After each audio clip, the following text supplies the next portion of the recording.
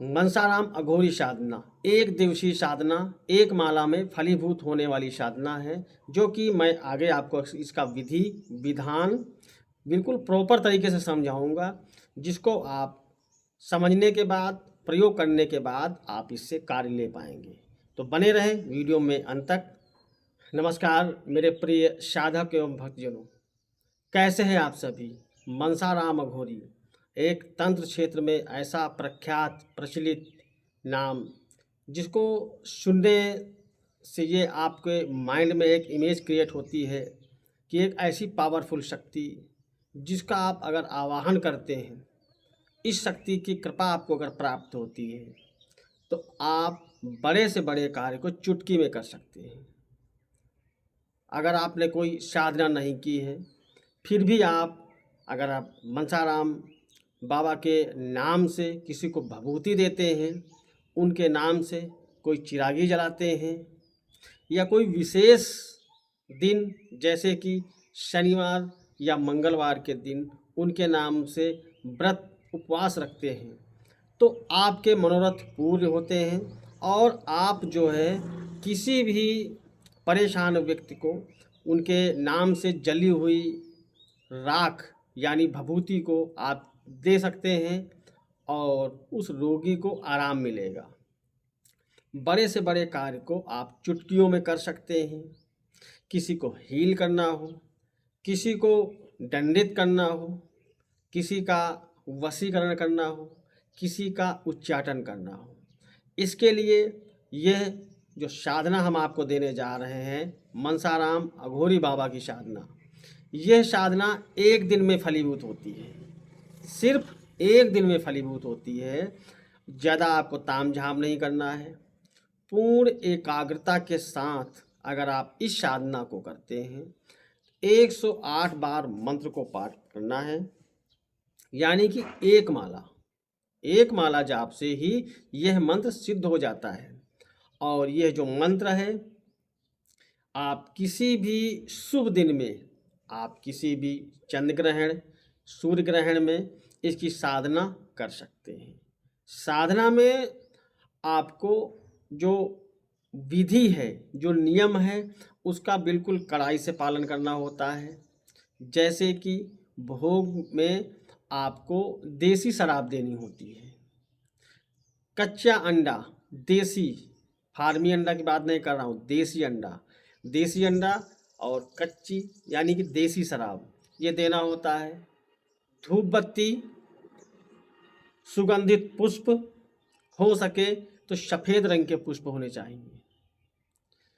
सामने 5 प्रकार का मीठा, जो भी आपके क्षेत्र में मीठा हो, 5 प्रकार का होना चाहिए। आपके जो अपने वस्त्र हैं, जो पहनने हैं, वो काले होने चाहिए। माला जो है वो रुद्राक्ष की माला का प्रयोग करेंगे आप। दिशा दक्षिण की रखेंगे आप। और जो स्थान होगा वह शमशान भूमि होगा, या कोई ऐसा निर्जन स्थान जहाँ पर किसी व्यक्ति का पूजा के समय आना जाना ना हो, कोई आपके पास आकर के टोका टोकी ना करे, यानी आपके साधना में विघ्न नहीं आनी चाहिए। बीच महफिल में बैठ करके 10-5 शिष्यों के पास में बैठ करके इस साधना का आप प्रयोग नहीं करेंगे, एकांत में करेंगे।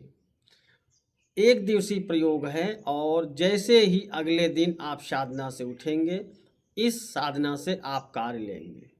बड़े से बड़े कार्य को आप चुटकियों में करेंगे। किसी भी शक्ति को हाजिर करना हो, आप 3 बार मंत्र को पढ़िए और हल्का सा इशारा करिए कि जाइए बाबा इसको हाजिर करिए। आप देखेंगे तत्काल सिर पे शक्ति हाजिर हो जाएगी। किसी को झाड़ा लगाना है, लौंग अभिमंत्रित करके दे दीजिए, 7 चक्कर उतारा लगाएं। उतारा करने के बाद उसे तोड़ के फेंक दें। शक्ति जो बंधन में आई हुई शक्ति है टूट जाएगी, वापस चली जाएगी। अगर उसे जलाना है तो लौंग, नींबू, कपूर के माध्यम से इस शक्ति को आप जला सकते हैं। अगर जो विधि मैंने आपको दी है, ये विधि आपकी समझ में अगर नहीं आती है, तो आप हमारे सानिध्य में आकर के एक दिवसीय साधना कर सकते हैं।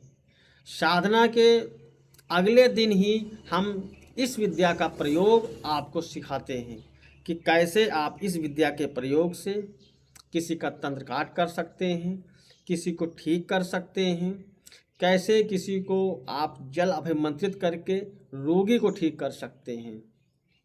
तो ये जो प्रयोग हैं ये प्रयोग सिखाए जाएंगे, साधना करवाई जाएगी, एक दिवसीय साधना होगी और ऐसा नहीं कि बहुत लंबा तामझाम करना हो। एक माला जाप में यानी 108 बार जाप करने से ये साधना सिद्ध हो जाती है और इस साधना से आप कार्य लेने के हिसाब से बिल्कुल परफेक्ट तरीके से आप तैयार हो जाते हैं, आपके अंदर साधक वाले गुण आते हैं।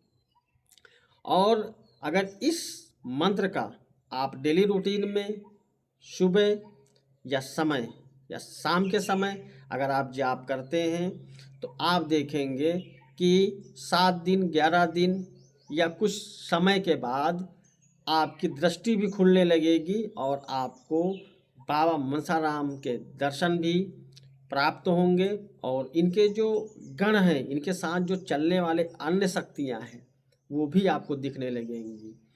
तो ये धाम गद्दी लगाने वाले साधकों के लिए सर्वोत्तम है, बहुत ही उत्तम मंत्र है जो मैंने आपको दिया है।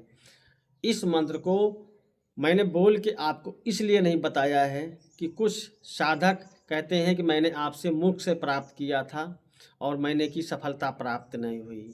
तो आप अपने गुरु से अनुमति लीजिए, दीक्षा लेकर के अनुष्ठान करिए या उनके सानिध्य में साधना करिए। अगर आप नहीं कर सकते हैं आप हमारे आश्रम पे आइए, हम आपको करवा देते हैं बिल्कुल जिम्मेदारी के साथ।